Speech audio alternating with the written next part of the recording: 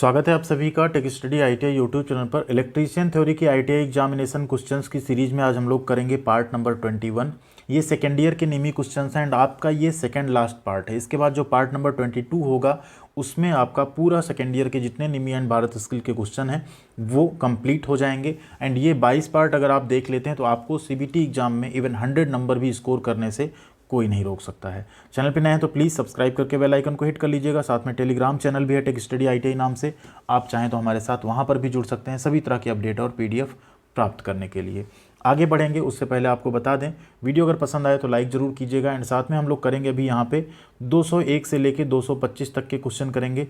एक एक क्वेश्चन को अच्छे से एक्सप्लेन करेंगे। एंड लास्ट में एक क्वेश्चन हमने आपके लिए रखा है जो कि प्रीवियस पार्ट से ही हो सकता है, वो आपके लिए बोनस क्वेश्चन है जिसका भी आंसर सही होगा उस पर हम लाइक और रिप्लाई जरूर करेंगे। उसका आंसर आप लोग कमेंट जरूर कीजिएगा। स्टार्ट करते हैं बिना किसी देरी के। क्वेश्चन नंबर 201 है यहाँ पे, what is the advantage of non conventional energy source. And please अगर आपने 21 पार्ट के पहले के और वीडियोस नहीं देखे, डिस्क्रिप्शन में पहले नंबर पे सेकेंड ईयर की प्लेलिस्ट मिल जाएगी, उससे आप जरूर देखिएगा। साथ में आपको एम्प्लॉयबिलिटी स्किल और वर्कशॉप कैलकुलेशन की भी प्लेलिस्ट मिल जाएगी। तो यहाँ बात करते हैं पहले क्वेश्चन की कि what is the advantage of non conventional energy source. एक गैर पारंपरिक ऊर्जा स्रोत का सबसे बड़ा फ़ायदा क्या है।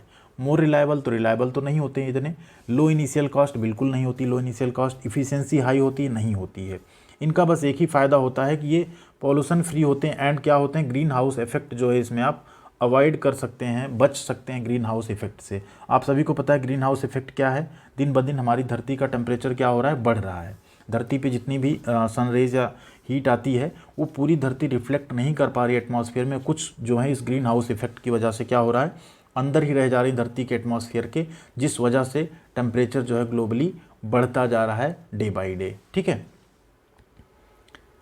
अगला क्वेश्चन है यहाँ पे 202 number, how the potential energy from water flowing is converted as kinetic energy to generate power. पानी के बहाव से जो स्थितिज ऊर्जा होती है उसको बिजली उत्पन्न करने के लिए गतिज ऊर्जा में कैसे परिवर्तित करते हैं। By storing water in high quantity, गलत है। बाई यूजिंग सर्ज टैंक, तो सर्ज टैंक से नहीं करते ये चीज़। By using water turbine to drive alternator, नहीं बिल्कुल नहीं। By creating high head through penstock, तो यहाँ पे राइट आंसर यही है, जो पेन स्टॉक है उसके थ्रू हाई हेड बना के हम क्या करते हैं, यहाँ पे उसकी पोटेंशियल एनर्जी को काइनेटिक एनर्जी में कन्वर्ट करते हैं। यहाँ से पूरा आता है, ये टरबाइन को ऑपरेट करता है, देन जनरेटर चलता है और यहाँ पे टेलीस्टॉक में चला जाता है ये।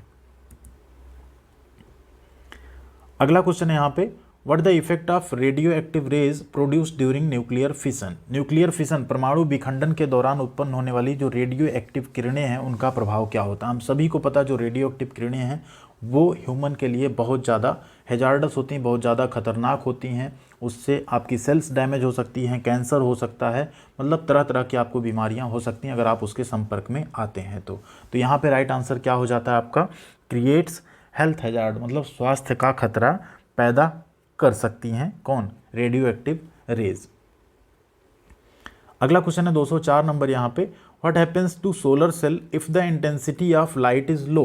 अगर प्रकाश की तीव्रता कम होगी तो सोलर सेल का क्या होगा। ऑब्वियस सी बात है, आपका जो आउटपुट है वो डिक्रीज होगा। आउटपुट क्या होगा, डिक्रीज होगा, क्योंकि प्रकाश की तीव्रता यहाँ पे कम है। ठीक, यहाँ पे कुछ इस तरह सोलर सेल है। अब मान लीजिए सूरज निकला ही नहीं, सनलाइट आई ही नहीं ठीक से, तो क्या होगा, आउटपुट वोल्टेज आपको यहाँ पे डिक्रीज हो जाएगा, आउटपुट डिक्रीज हो जाएगा इसका। फिर अगला क्वेश्चन है, बोनस क्वेश्चन ही समझ सकते हैं इसको, उसका जस्ट उल्टा, what the output voltage of a solar cell if light intensity is high. अगर प्रकाश की तीव्रता अधिक है तो सोलर सेल का आउटपुट वोल्टेज क्या होगा, तो आउटपुट वोल्टेज क्या हो जाएगा आपका, इंक्रीज हो जाएगा। क्यों, क्योंकि प्रकाश की तीव्रता भी इंक्रीज हुई है। तो राइट आंसर क्या हो गया आपका, option number B, output voltage increase. बाकी ऑप्शंस क्योंकि बहुत रिलेवेंट नहीं है, बहुत समझाने की जरूरत नहीं, इसलिए हम उसको नहीं पढ़ रहे हैं यहाँ पे। अगला क्वेश्चन है, which electric lines connect the substation to distributors in distribution system. मतलब कौन सी ऐसी इलेक्ट्रिक लाइन है जो सबस्टेशन जो होता है वहाँ से, ठीक है, डिस्ट्रीब्यूशन सिस्टम में डिस्ट्रीब्यूटर तक पहुँचाई जाती है उससे वो लाइनों को, यानी सबस्टेशन से कौन सी लाइन वितरकों को जोड़ती है, सीधी सी बात यह है, तो उसे जोड़ती है यहाँ पे फीडर लाइनें। कौन सी लाइनें होती हैं, फीडर लाइनें। ये आपका मान लीजिए क्या है, डिस्ट्रीब्यूशन का जो है सबस्टेशन है, यहाँ से क्या है, डिस्ट्रीब्यूटर की लाइन्स हैं, फिर यहाँ से सर्विस की मेन लाइन्स निकल रही हैं। इन डिस्ट्रीब्यूटर लाइन को कौन जोड़ रहा है यहाँ पे, ये आपका फीडर जोड़ रहा है। तो ये क्या है आपका राइट आंसर, फीडर। अगला क्वेश्चन है, what the insulation resistance between any two conductors in a medium voltage domestic installation as per IE, ठीक है, रूल्स, ठीक है। तो IE नियमों के अनुसार जो है मध्यम वोल्टेज घरेलू इंस्टॉलेशन में किन्हीं दो चालकों के बीच इंसुलेशन प्रतिरोध क्या होता है। तो यहाँ पे जो स्टैंडर्ड है IE रूल है यहाँ पे, ठीक है, इलेक्ट्रिसिटी का रूल है इंडिया का, उसके अकॉर्डिंग मोर देन क्या होना चाहिए, 1 मेगा ओम। राइट आंसर क्या है, दो जो वायर्स होंगे, दो इंसुलेशन, मान लीजिए यहाँ पे वायर्स हैं, इनके बीच इंसुलेशन भी लगा हुआ है, तो इनके बीच का जो इंसुलेशन रेजिस्टेंस होना चाहिए वो कितना होना चाहिए, कम से कम more than 1 mega ohm, 1 mega ohm से ज़्यादा होना चाहिए। अगला क्वेश्चन है what the diversity factor, DF जिसे कहते हैं, इसका फार्मूला, तो ये फार्मूला तो आपको याद ही करना पड़ेगा। तो डाइवर्सिटी फैक्टर का फार्मूला होता है DF is equal to minimum actual load upon installed load. एक चीज़ आप ध्यान रखिएगा, CBT एग्जामिनेशन में option ABCD as it is आपको नहीं मिलेंगे, ये अल्टर होके मिलेंगे। हो सकता है AD पे मिले, CB पे मिले, BC पे मिले, इस तरह से आपको मिल सकता है, ठीक है। तो राइट आंसर क्या है आपका, minimum actual load upon installed load. Next है क्वेश्चन यहाँ पे, what the voltage ratio in AC distribution line adopted for domestic consumers. घरेलू उपभोक्ताओं के लिए अपनाई गई AC वितरण लाइन में वोल्टेज रेशियो क्या होता है। तो जनरली क्या होता है, हमारे घरों में जो वोल्टेज आता है 240 वोल्ट आता है, ये तो आपको मिल गया। साथ में 3 फेज वगैरह जो हैवी इंस्ट्रूमेंट होते हैं आपको उनको चलाने के लिए 415 वोल्ट भी आता है। जैसे आपने कोई अगर ऐसा सिस्टम लगा रखा है, सपोज करिए आपने आटा चक्की और कुछ लगा रखी, तो आपको यहाँ पर ज़्यादा वोल्टेज भी मिलता है। तो राइट आंसर क्या है आपका, 415 वोल्ट एंड 240 वोल्ट, ये पहला ऑप्शन आपका यहाँ पे सही हो जाएगा। अगला क्वेश्चन है काफ़ी इंपॉर्टेंट क्वेश्चन, आपने देखा भी होगा इस तरह का जो इंसुलेटर है वो, what the name of the insulator used in OH lines, overhead line जिन्हें बोलते हैं, ठीक है। ओवरहेड लाइंस में ये कौन सा इंसुलेटर है जो यूज किया गया है, पिन इंसुलेटर है, पोस्ट इंसुलेटर है, स्ट्रेन इंसुलेटर है या साइकिल इंसुलेटर है। इसे हम लोग कहते हैं साइकिल इंसुलेटर। क्या कहते हैं, साइकिल इंसुलेटर। कुछ इस तरह का आपने आसपास अपने अगर आप निकल के देखेंगे खंभों पे तो आपको ये जरूर दिख जाएगा ओवरहेड ट्रांसमिशन लाइंस में। अगला क्वेश्चन है what the name of line insulator. इस लाइन इंसुलेटर का आपको नाम बताना है, क्या है। यहाँ देखिए वायर जा रहा है ना, इलेक्ट्रिक वायर, एंड ये इस तरह से आपके इंसुलेटर लटके हुए हैं, सस्पेंडेड कह सकते हैं ना, सस्पेंडेड टाइप के इंसुलेटर हैं। तो इनका नाम क्या है, तो इसी का नाम है आपका सस्पेंशन टाइप इंसुलेटर। ऐसे इंसुलेटर्स भी आपने देखे होंगे, अगर नहीं देखें तो यहाँ पे हम आपको दिखा देते हैं। इस तरह से आपने खंभों में देखा होगा, ये क्या है, पोल हैं, ये आपकी आर्म होती हैं, ठीक है, क्या होती हैं, आर्म कह सकते हैं इन्हें। इन पे इंसुलेटर्स क्या होते हैं, इस तरह से लटके हुए हैं, सस्पेंडेड हैं, ठीक है। अगला क्वेश्चन है यहाँ पे, which is the permissible load for lighting sub circuit in domestic wiring as per IE rule. फिर यहाँ पे आ गया जो IE नियम है, IE के नियम्स हैं, उनके अनुसार घरेलू वायरिंग में जो उप सर्किट होता है, सब सर्किट होता है, उसको जलाने के लिए, सॉरी लाइटिंग, ठीक, उसके जलाने के लिए जो भी है यहाँ पे परमिसिबल यानी अनुमेय भार कौन सा है, तो वो रहता है आपका मिनिमम कितना है, 800 वाट तक हो सकता है, ठीक है, कितना है, 800 वाट।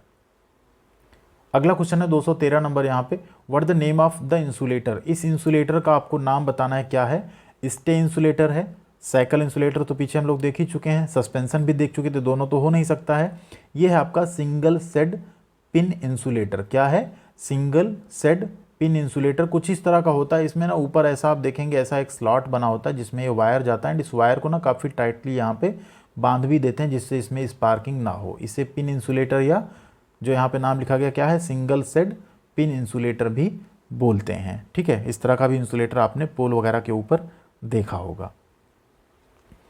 अगला क्वेश्चन है यहाँ पे, what the reason for the conductor cross sectional area can fully utilise on transmission of DC as compare to AC। यहाँ पे ये कह रहा है कि जो कंडक्टर का क्रॉस सेक्शनल एरिया होता है वो जनरली जब ट्रांसमिशन होता है करंट का, तो DC में क्या होता है, फुली यूटिलाइज्ड होता है, बट AC में नहीं होता है। उसका रीज़न क्या है, देखिए आपका जो मान लीजिए कि सिंगल वायर है, क्या है, एक सिंगल वायर है ये, इसके अंदर गुच्छे नहीं है, ठीक है। तो इसमें जो AC करंट होता है ना आपका, वो कहाँ कहाँ चलता है, इसी सरफेस पे, किस पे, सिर्फ सरफेस से ट्रांसमिट होता है। उसी यहाँ जो DC होता है क्या होता है, पूरे वायर में ट्रांसमिट होता है। तो यही पूछ रहा है कि रीजन क्या है उसका। तो रीजन यह है कि DC में ना कोई स्किन इफेक्ट नहीं होता है। क्या होता है, एक करंट का स्किन इफेक्ट होता है जो कि DC में यानी डायरेक्ट करंट में नहीं होता है, लेकिन उसी यहाँ अल्टरनेटिंग करंट में क्या होता है, स्किन इफेक्ट होता है। इसलिए स्किन इफेक्ट की वजह से जो कंडक्टर वो पूरा यूटिलाइज नहीं हो पाता है। ठीक है, यहाँ जो कोर वायर होता है वहाँ पे बहुत बहुत थोड़ी मात्रा में करंट जाता है, सारा करंट आपका जो ये सरफेस है, सर्कमफेरेंशियल एरिया है, इसी पे फ्लो होता है। इसीलिए आपने देखा होगा सिंगल वायर कभी नहीं यूज करके हम लोग क्या करते हैं, वायर स्ट्रैंड यूज किए जाते हैं, तार के गुच्छे यूज किए जाते हैं, तो ईच एंड एवरी में क्या होगा, वो फिर ज़्यादा अच्छे से करंट आप ट्रांसमिट कर सकते हैं। अगला क्वेश्चन यहाँ पे, why the disc pin insulator outer surface is made by glazing and bent the sides inward. जो डिस्क पिन इंसुलेटर है उसकी बाहरी सतह को ग्लेजिंग द्वारा क्यों बनाते हैं और किनारों को अंदर की तरफ क्यों झुका के रखते हैं? तो इसके पीछे रीज़न ये है आपका कि यहाँ पे जो कंटिन्यूस वाटर है ना, उसको हम डिसेबल कर सकें, continuous water flow in rainy season, जो वर्षा की ऋतु है उसमें हम निरंतर जल प्रवाह को क्या कर सकें, निष्क्रिय कर सकें। इसलिए उसे हम ग्लेजिंग के द्वारा बनाते हैं, अंदर की तरफ क्या कर देते हैं, झुका हुआ कर देते हैं। अगला क्वेश्चन यहाँ पे, what the type of overhead line joint. ये ओवरहेड लाइन जॉइंट की यहाँ बात की गई, जो ओवरहेड लाइन जाती है ना, खंभों के ऊपर जो लाइंस जाती हैं, अगर इस तरह का कहीं पे कोई चीज़ ऐसे जॉइंट किया हुआ है दो तारों को यहाँ पे कंडक्टर्स को, तो इसे क्या कहते हैं?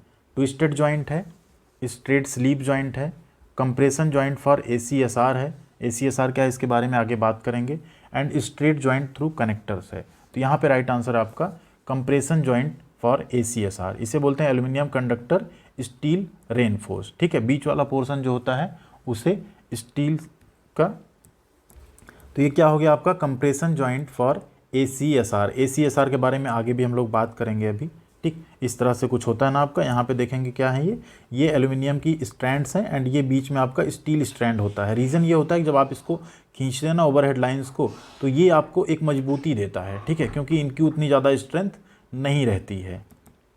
आगे बढ़ते हैं, अगला क्वेश्चन है 217 नंबर यहाँ पे, why steel is reinforced in ACSR conductors used for overhead lines. देखिए आ ही गया वो क्वेश्चन कि ओवरहेड लाइन के लिए जो इस्तेमाल होने वाले ACSR कंडक्टर हैं उसमें स्टील को क्यों प्रबलित यानी रेनफोर्स किया जाता है बीच में? To minimise the line sag को कम करने के लिए, to reduce the line voltage drop यानी लाइन वोल्टेज ड्रॉप को कम करने के लिए, to increase the tensile strength तन्यता बढ़ाने के लिए, या to increase the current carrying capacity. Right answer क्या है? To increase the tensile strength. ठीक है, अगला क्वेश्चन यहाँ पे, which type of AC transmission is universally adopted. किस प्रकार का AC ट्रांसमिशन जो है यूनिवर्सली यानी सार्वभौमिक रूप से अपनाया गया है, सभी जगहों पे अपनाया गया है, तो वो है आपका 3 फेज 3 वायर। क्या है? 3 फेज 3 वायर। ये सिस्टम यूनिवर्सली सब जगह पे अडॉप्टेड है AC ट्रांसमिशन के केस में। 219 नंबर क्वेश्चन है, which type of line insulator used for terminating on corner post. किस तरह का लाइन इंसुलेटर जो है लाइन की समाप्ति पे जो कोने के खंभे होते हैं उस पर उपयोग किया जाता है? पिन इंसुलेटर का, स्ट्रेन इंसुलेटर का, साइकिल इंसुलेटर का, या सस्पेंशन इंसुलेटर का। देखिए वैसे तो यहाँ डिस्क इंसुलेटर रहता तो उसे हम टिक करते, बट अभी वो नहीं है, तो यहाँ पे हम लोग किसको टिक करेंगे? साइकिल इंसुलेटर को। इस तरह के साइकिल इंसुलेटर होते हैं जिन्हें हम लाइन जहाँ एंड हो रही, देखिए आगे लाइन नहीं गई है ना, वहाँ पे हम यूज़ कर सकते हैं। ये फ़ोटो जस्ट आपके समझने के लिए हमने निकाली है, बाकी आप अपने आसपास भी ऐसी फ़ोटोज़ को देख सकते हैं। फोटोज मीन्स एक्चुअल में देख सकते हैं आप पोल वगैरह पे। अगला क्वेश्चन है, what the reason of keeping binding wire gap too close and very tight in pin insulator. एक पिन इंसुलेटर में जो बाइंडिंग वायर होता है उसे एकदम गैप नहीं देते हैं, बिल्कुल क्लोज रखते हैं और बहुत टाइट रखते हैं। उसके पीछे रीज़न क्या है? बाइंडिंग वायर गैप को बहुत पास रखना और पिन इंसुलेटर में बहुत टाइट रखने का कारण क्या है? अवॉइड स्पार्किंग यानी स्पार्किंग से बचने के लिए, avoid corrosion, avoid oxide formation, या अवॉइड एटमॉस्फेरिक प्रेशर। तो राइट आंसर आप स्पार्किंग से बचने के लिए ऐसा करते हैं आप वहाँ पे। अगर लूज रहेगा तो क्या होगी? स्पार्किंग होगी। कुछ इस तरह सा है पिन इंसुलेटर आपका, यहाँ पे ये जो रहता है ना, इसको पूरा एकदम गैप कम रख के इसको एकदम टाइट रखते हैं। ठीक है, अगला क्वेश्चन है 221 number, what is the name of conductor used on overhead lines. Overhead लाइनों पर उपयोग किए जाने वाले कंडक्टर का नाम क्या है? ACSR, एल्यूमिनियम, गैल्वनाइज्ड आयरन, या hard drawn copper. Right answer क्या है आपका? ACSR। फुल फॉर्म आपको पता चल गया होगा। क्वेश्चन नंबर 222 है, what the main purpose of cross arm used in electric poles. Cross arm जिसकी हम पीछे बात कर रहे थे आर्म्स की, उनको विद्युत खंभे में हम क्यों प्रयोग करते हैं? ठीक, तो किसके लिए करते हैं? सपोर्टिंग द लाइन कंडक्टर यानी लाइन कंडक्टर को सपोर्ट करने के लिए, holding the insulator on overhead line. सही आंसर यही है, क्योंकि जो इंसुलेटर्स उन्हें आप हवा में तो ऐसे लटका नहीं देंगे, उनके लिए कुछ एक आर्म या कोई एक पोर्शन होना चाहिए जिसमें आप उन्हें पकड़ पाएँ, कुछ इस तरह से। देखिए इसी को हम लोग क्या बोलते हैं, क्रॉस आर्म। ठीक, डायरेक्ट आप यहाँ खंभे में तो इंसुलेटर लगा नहीं देंगे, तो ये क्रॉस आर्म होती है जिसके ऊपर आप इंसुलेटर उसको पकड़ सकते हैं, सपोर्ट कर सकते हैं, क्लैंप कर सकते हैं। अगला क्वेश्चन है 223 नंबर यहाँ पे, which type of line insulator is used at the dead end of HT overhead lines. ठीक है, तो यहाँ पे एचटी ओवरहेड लाइंस जो होती हैं उसके डेड एंड पे किस तरह का लाइन इंसुलेटर प्रयोग करते हैं हम लोग, पिन इंसुलेटर का, डिस्क इंसुलेटर का, स्टे इंसुलेटर का या पोस्ट इंसुलेटर का। तो यहाँ पे आपका राइट आंसर हो जाएगा डिस्क इंसुलेटर का। कुछ इस तरह से आप यहाँ भी हम आपके लिए फिगर एक लगा देते हैं, ये क्या है, डिस्क इंसुलेटर्स। ठीक है, इस तरह का इंसुलेटर हम लोग प्रयोग कर लेते हैं यहाँ पे। नेक्स्ट है क्वेश्चन 224 नंबर यहाँ पे, what the advantage of AC power transmission. AC power transmission का फ़ायदा क्या है, काफ़ी इंपॉर्टेंट क्वेश्चन है एंड आप सबको शायद इसका आंसर पता भी होगा। तो देखिए एसी और डीसी दो करंट्स होते हैं। एसी पावर ट्रांसमिशन का सबसे बड़ा फ़ायदा यही है कि क्योंकि आपका ट्रांसफार्मर किस पे काम करता है, एसी वोल्टेज पे, तो यहाँ पे आप क्या कर सकते हैं, वोल्टेज को step up and step down easily कर सकते हैं। इसीलिए एसी पावर ट्रांसमिशन का ये सबसे बड़ा फ़ायदा है, इसीलिए एसी पावर ट्रांसमिशन यूज भी किया जाता है, क्योंकि आपका ट्रांसफार्मर डीसी वोल्टेज पे काम करेगा ही नहीं, डीसी पे काम करेगा ही नहीं। ठीक है, अगला क्वेश्चन है 225 नंबर, जिसके बारे में बात करते ही आ रहे हैं कब से, what is ACSR stands for. तो ACSR का होता है aluminium conductor steel reinforced. Figure भी हमने आपको दिखाई दिया था, यही इसका फुल फॉर्म है, एल्यूमिनियम कंडक्टर स्टील रेनफोर्स। जो कोर सेंटर है वो आपका किसका बना हुआ, स्टील का, बाकी किनारे किनारे आपके क्या लगे, एल्यूमिनियम के कंडक्टर्स लगे हुए हैं। ठीक है, ये हो गए 225 क्वेश्चन। अब बारी आती है आपकी, इसका आंसर आपको करना है कमेंट बॉक्स में। क्वेश्चन है, which type of power plant is more efficient. किस प्रकार का बिजली संयंत्र सबसे ज़्यादा इफिशियंट यानी कुशल है, diesel plant, steam power plant, hydro electric plant या न्यूक्लियर पावर प्लांट। जो भी राइट आंसर होगा आप लोग कमेंट करके बताइएगा। वीडियो कैसी लगी वो भी बताइएगा कमेंट करके, एंड प्लीज़ वीडियो को लाइक और शेयर कीजिएगा, साथ में चैनल को सब्सक्राइब कीजिएगा और अपने दोस्तों के साथ भी शेयर कीजिएगा वीडियो, एंड अपना ख्याल रखिएगा। मिलते हैं अगली अपडेट के साथ अगले वीडियोज़ में।